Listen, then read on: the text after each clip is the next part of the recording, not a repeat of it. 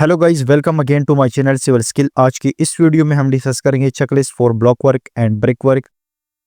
यानी हम जब भी ब्रिक वर्क या ब्लॉक वर्क करें, इसमें हमारे पास ऐसी कौन सी एक्टिविटीज़ है जो हम लाजमी चेक करेंगे। चेकलिस्ट क्या होता है? चेकलिस्ट हर एक्टिविटी का डिफरेंट होता है। यानी हमने जो भी एक्टिविटी करनी है उसको हमने किस तरह चेक करनी है। अगर आप सिविल इंजीनियर है, साइट इंजीनियर है, क्विस्ट इंस्पेक्टर है या कंसल्टेंट का इंस्पेक्टर है, तो आपको ये लाजमी पता होना चाहिए कि मैंने जो एक्टिविटी चेक करनी है उसका प्रोसीजर क्या है, उस एक्टिविटी में कौन सी ऐसी चीज़ें हैं जो मैंने चेक करनी है। स्टार्ट करते हैं अपने आज की इस वीडियो को। आज हम डिस्कस करेंगे ब्लॉक वर्क या ब्रिक वर्क। यानी हम जब भी ब्लॉक वर्क करेंगे या ब्रिक वर्क करेंगे, उसमें हमारे पास कौन से ऐसे पॉइंट है जो हमने चेक करने हैं।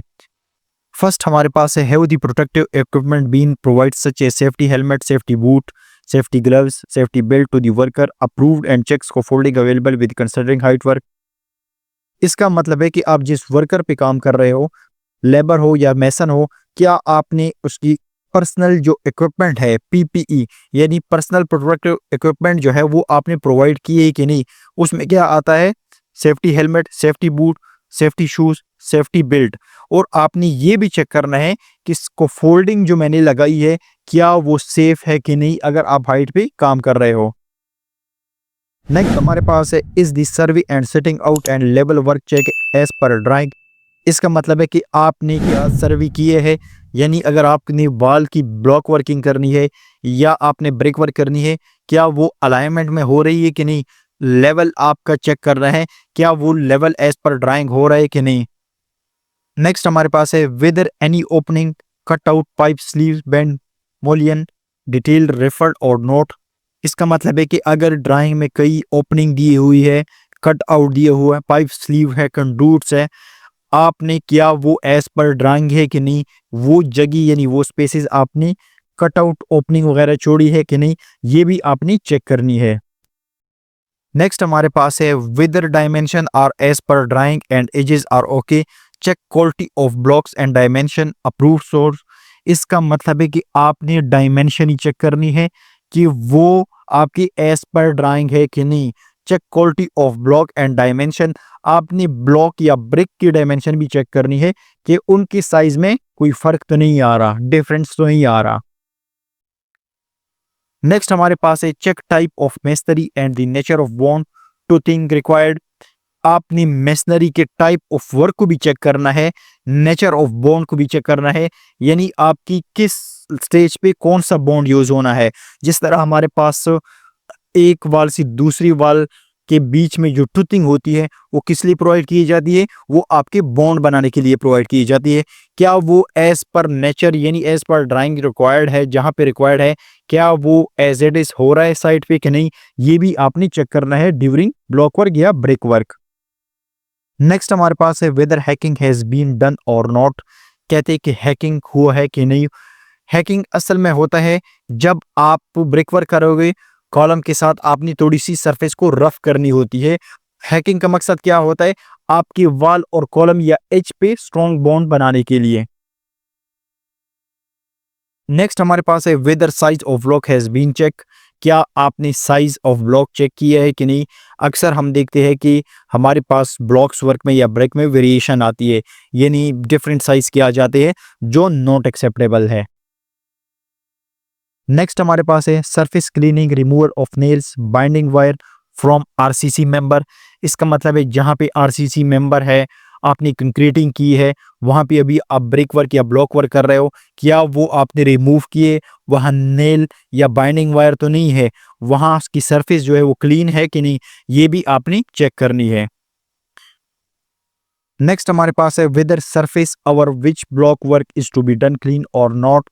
कहते हैं कि आपने जो वर्क किया है, यानी जो ब्रिक वर्क किया है या मेसनरी वर्क किया है आपने, क्या वो क्लीन है कि नहीं, आपने उसको क्लीन किया है कि नहीं, ये भी आपने चेक करनी है।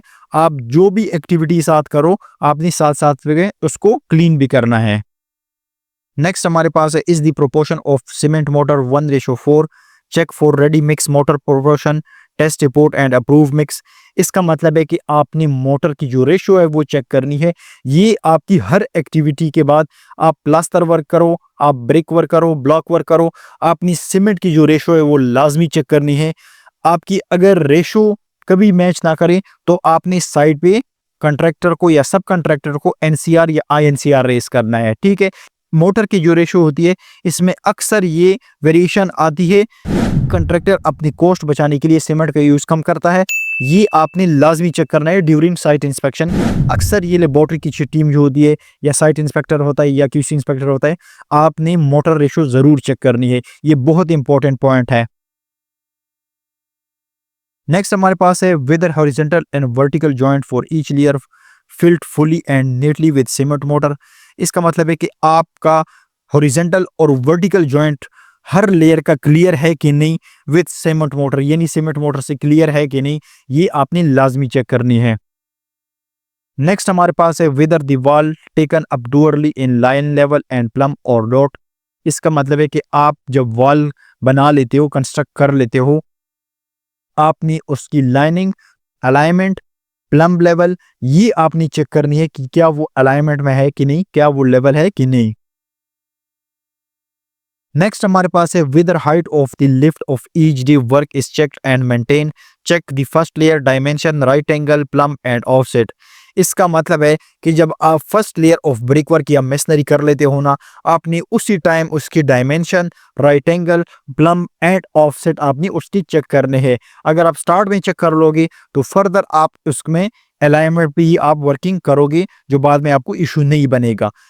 ये as a QC inspector, site engineer, site supervisor या क्यूसी इंस्पेक्टर, ये चीज़ें आपने लाजमी चेक करनी है ताकि आपकी जो क्वालिटी है वो आपकी मेंटेन रहे। नेक्स्ट हमारे पास है whether vertical and horizontal RCC band are provided as per drawing. इसका मतलब है कि आपका आरसीसी बैंड अगर कहीं दिए हुआ है, हॉरिजॉन्टल वर्टिकल, अगर ड्राइंग के मुताबिक किया वो हुआ है कि नहीं। आरसीसी बैंड किस लिए दिया जाता है? आपके लोड को अच्छी तरीके से नीचे आपके प्लेन बीम या आपकी फाउंडेशन तक मूव करने के लिए आरसीसी बैंड दिया जाता है। नेक्स्ट हमारे पास है whether 10 mm deep raking and cleaning of block has been ensured. इसका मतलब है कि आपने 10 mm deep raking and cleaning of block आपने प्रोवाइड किया है कि नहीं। रैकिंग और क्लीनिंग आपने लाजमी चेक करनी है हर ब्लॉक की, जिसकी थिकनेस होती है कितने 10 mm आपने देनी है ये। नेक्स्ट हमारे पास है ensure the spilled motor is removed from site and area is studied. इसका मतलब है कि कोई ऐसा डिस्पोजल मटेरियल तो नहीं अवेलेबल है या डिस्पोजल मोटर तो नहीं अवेलेबल है, वो आपने साइट से रिमूव करना है ताकि वो इस मटेरियल में यूज ना हो जाए। तो ये थे checklist for block work and brick work. Saudi Arab में जो यूज होते हैं वो सीएमयू ब्लॉक यूज होते हैं, यानी मिडल ईस्ट में ज्यादातर ब्लॉक वर्क यूज होते हैं। अगर आपने कहीं भी साइट पे ब्लॉक वर्क या ब्रिक वर्क हो रही है तो ये पॉइंट आपने लाजमी चेक करने हैं। अगर आप साइट इंजीनियर है, साइट इंस्पेक्टर है, क्यूसी इंस्पेक्टर है, तो आपको ये पता होनी चाहिए कि मैं जिस एक्टिविटी की इंस्पेक्शन कर रहा हूँ या चेक कर रहा हूँ तो उसमें कौन से ऐसे पॉइंट है जो मैंने चेक करने हैं। तो होप आपको वीडियो पसंद आई होगी। इसमें किसी रिलेटेड क्वेश्चन है तो आप कमेंट सेक्शन में पूछ सकते हैं। Thank you.